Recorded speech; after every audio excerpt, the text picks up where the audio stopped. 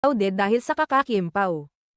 Ipinamalas ng isang tagahanga ng tambalang Kim Chiu at Paulo Avellino, o mas kilala bilang Kim Pao, na hindi hadlang ang matinding paghanga sa mga artista sa pagkamit ng academic excellence.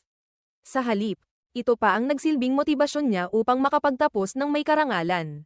Kamakailan lang, ibinahagi ng isang netizen na si KY, na may username na @whatsup_kay sa X o dating Twitter, ang kanyang tagumpay sa pagtatapos ng kolehiyo.